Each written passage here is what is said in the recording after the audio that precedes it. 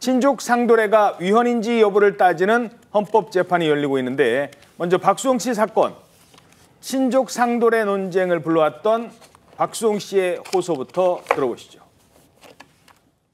저는 가족들을 사랑하고 또 행복했으면 하는 바람으로 평생을 부양했습니다.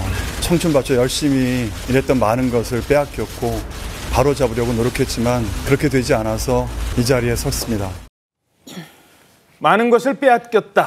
바로 가족이 빼앗아갔다. 바로잡기 위해서 이 자리에 섰다. 가족을 지키기 위해서. 자, 무슨 일이 있었던 겁니까? 네, 박수홍 씨가 지난 2021년 4월 자신의 친형 부부를 횡령 혐의로 고소를 했습니다.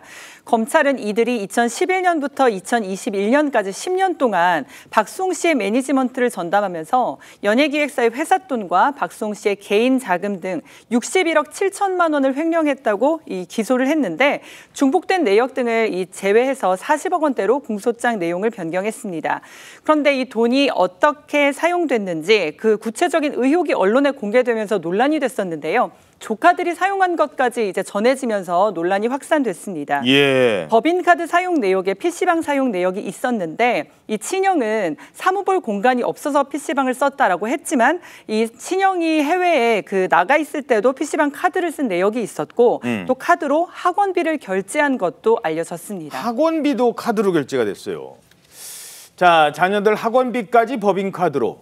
이런 사실이 알려지면서 박수홍 씨의 친형이 동생이 번 돈을 횡령했다, 이런 논란이 이어져 왔고 재판 중입니다.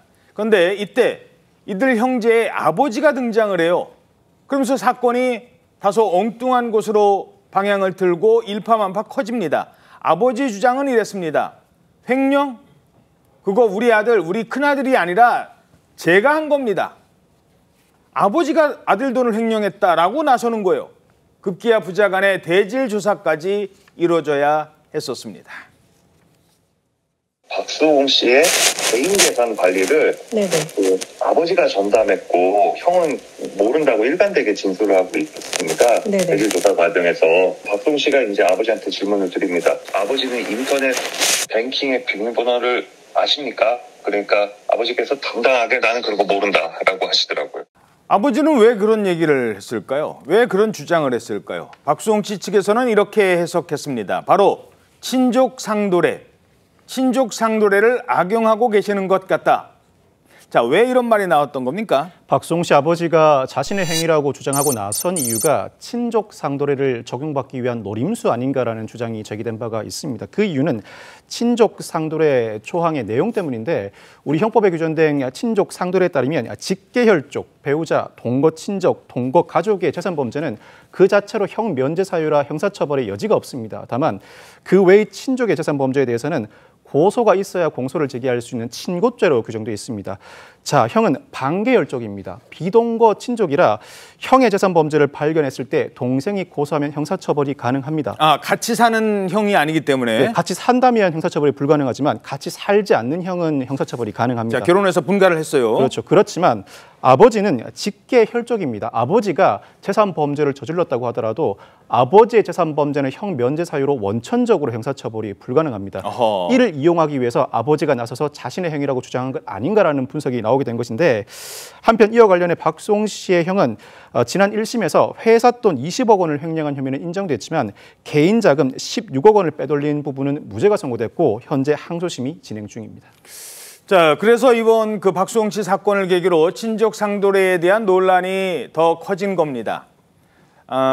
지금 이 시각 헌법재판소에서 이 친족 상도례가 위헌인지 아닌지를 가리는 논의가 계속 진행 중인데요. 아직 결론은 나온 것 같지는 않은데, 자, 오늘 어떤 것들이 결정이 될까요? 헌법재판소가 오늘 오후 2시부터 친족 상도례를 다투는 헌법소원 4건을 한데 묶고 한 번에 선고하게 되는데 이 친족 상도례는 1953년 형법이 제정된 당시부터 규정되어 있던 조항입니다. 53년부터 지금까지? 그렇습니다.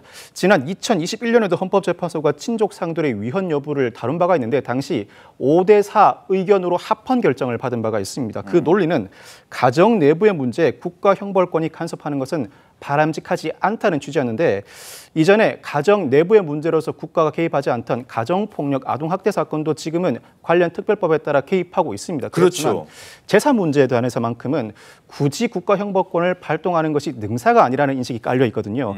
그렇지만 오늘은 그 결론이 달라질 가능성도 있어 보이긴 합니다. 더군다나 현재 헌법 소원으로 다루고 있는 범죄는 절도, 횡령 등에 그치고 있는데 절도, 횡령 외에도 다른 재산 범죄에 관련된 친족 상돌의 위헌 여부도 동시에 선고할 가능성이 높습니다. 이 친족 상돌에는 강도죄와 손괴죄를 제외하고 모든 재산 범죄에 적용됩니다. 즉 절도, 사기, 공갈, 횡령, 배임, 권리행사 방해 등 재산 범죄 전반에 적용되는데 이 전반의 재산 범죄 친족 상도례를 적용하는 것이 적법한지도 동시에 심판될 것으로 보입니다. 예.